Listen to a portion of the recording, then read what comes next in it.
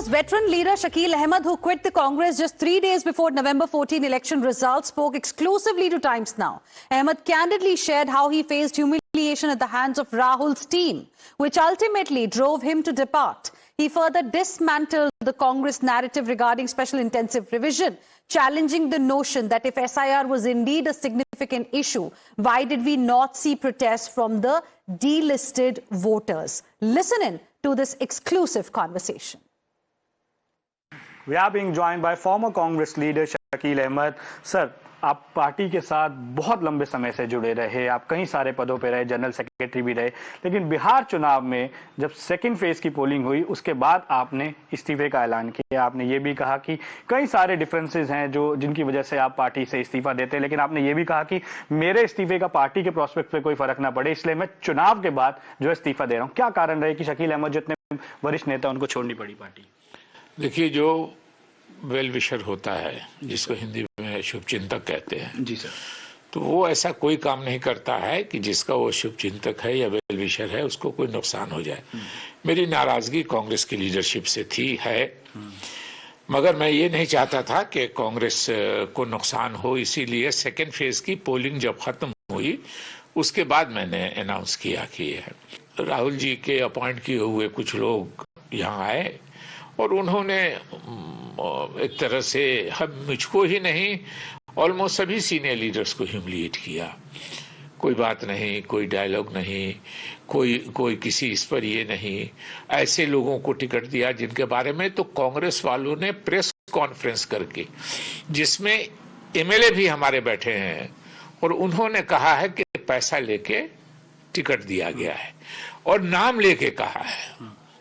कृष्णा अल्लावेरू की बात हो रही है. कृष्णा अल्लावेरू का नाम लिया है. हमारे सीएलपी के लीडर थे, इस बार हार गए, शकील खान, उनका नाम लिया है.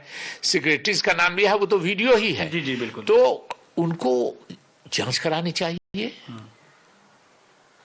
और जांच करा के अगर वो कल्प्रिट हैं तो उनको सजा देनी चाहिए. कुल जी कह रहे हैं संविधान लेके चलते हैं कि हम संविधान की रक्षा करते हैं.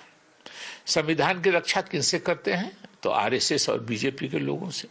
लेकिन आप 10 दिन, 15 दिन, 20 दिन, 1 दिन पहले आरएसएस और बीजेपी के लोगों को क्रॉस ओवर करा के कांग्रेस में और उनको टिकट दे रहे हैं. What is this? Rahul Gandhi ने कहा वोट चोरी का नैरेटिव, राहुल गांधी ने कहा एसआईआर का नैरेटिव.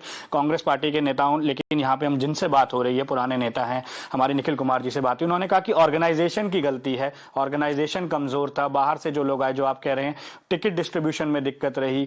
तो क्या वोट चोरी की वजह से हारे, लेकिन आप मानते हैं कि ऑर्गेनाइजेशन की वजह से हारे स्टेट? जो कहा गया कि 65 लाख वोट कटा, तो 65 लाख वोटर्स में से जिनको काट दिया गया अगर, तो उनमें से 65 आदमी ने भी कहीं बिहार में प्रोटेस्ट नहीं किया.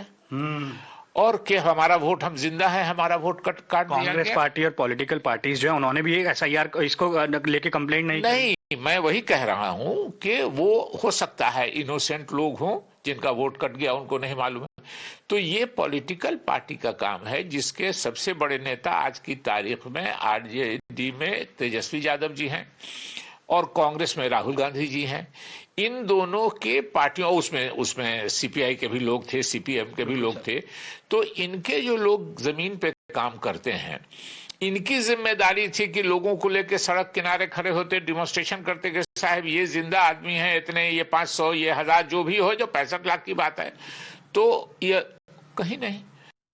So former Congress leader Shakeel Ahmed there speaking exclusively to my colleague Mohit Bhatt. With this, we will slip into another very short break. We'll be back with more. Stay with us.